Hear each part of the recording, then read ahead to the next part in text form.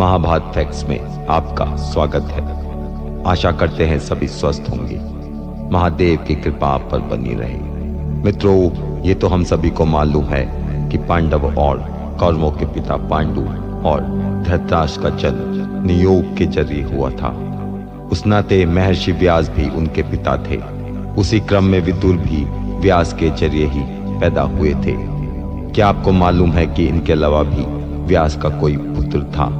वो कैसे पैदा हुआ, पैदा होने के बाद वो क्या बना और उसका जन्म भी कुछ ऐसा मान्य क्यों था? मित्रों, महर्षि वेद व्यास खुद पाराशर और सत्यवती से पैदा हुए थे। वेद व्यास को ऋषि पाराशर ने पाला, वह खुद महर्षि बन गए। इसके बाद सत्यवती की शादी राजा शांतनु से हुई, जिनके 2 पुत्र थे, विचित्रवीर्य और चित्रांगद। चित्रांगद का निधन युवा वय में ही हो गया था।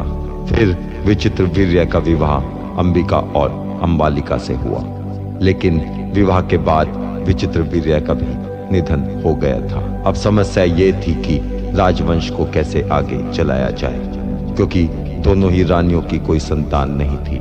तब सत्यवती ने अपनी दोनों बहुओं से संतान प्राप्त करने के लिए नियोग परंपरा का पालन करने का फैसला किया। इसके लिए उन्होंने अपने पुत्र महर्षि व्यास जी को बुलाया। इससे पांडु और धृतराष्ट्र का जन्म हुआ।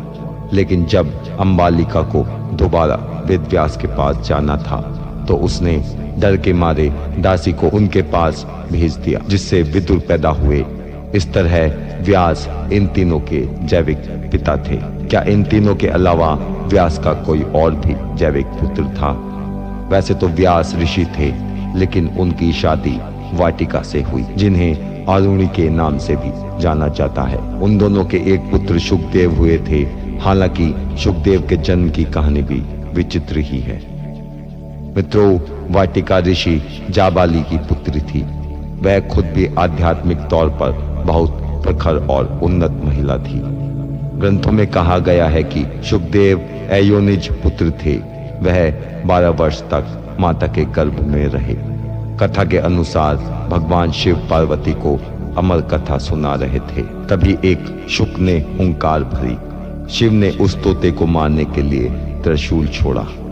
तब जान बचाकर भागा वह शुक वेद व्यास की पत्नी के गर्भ में प्रवेश कर गया। 12 वर्ष तक वहीं रहा। फिर भगवान कृष्ण के आश्वासन पर जन्मा। जन्म लेते ही शुकदेव बाल्य अवस्था में ही तपस्या के लिए वन चले गए। शुक खुद प्रबुद्ध ऋषि थे। उन्हें वेद व्यास का सच्चा आध्यात्मिक